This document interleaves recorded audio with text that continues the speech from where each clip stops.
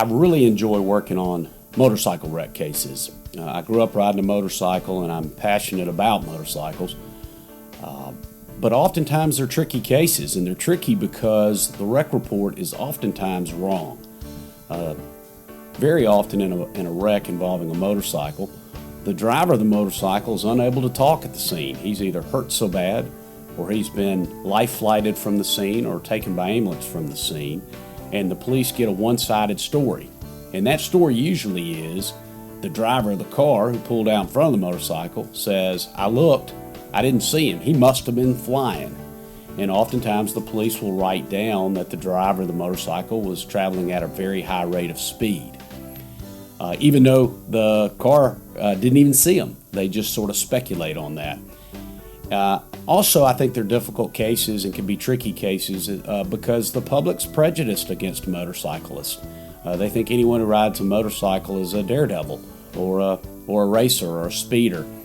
And lastly, the injuries are usually so bad it takes a lot of work to get enough money to take care of the injuries that the motorcycle rider has.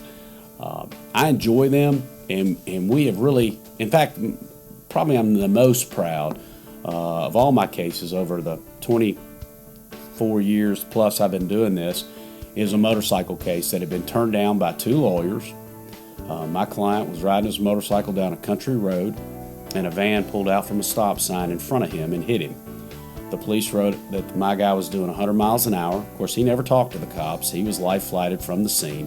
He had very serious injuries. And we took that case and we resolved it after 2 years of hard work. The first settlement offer was a 7-figure offer. That's how good of a job we did, proving that my client was driving about 27 miles an hour when he was hit. The van driver he was driving for a company, did not actually stop at the stop sign, and we proved that. And we suspected that he looked, but where he had stopped about 50 yards before the stop sign, if he looked then, his view would have been obstructed by a sign on the side of the road, a church sign actually. And we found some people who were pulling up behind him and said he'd actually stopped on the shoulder and then pulled up, never stopped at the actual stop sign.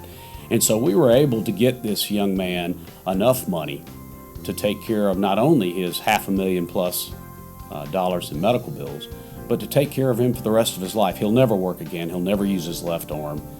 He'll never be able to read and write at a high functioning level. He had a pretty serious brain injury.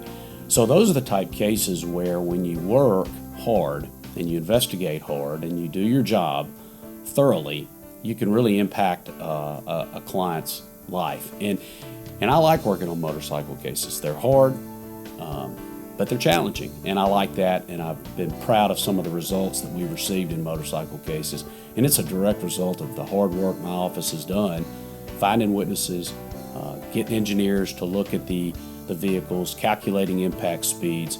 What was interesting in that one case, had my client been doing 100 miles an hour, his body would have flown a significant distance through the air after impact, when in fact he only went about 20 feet.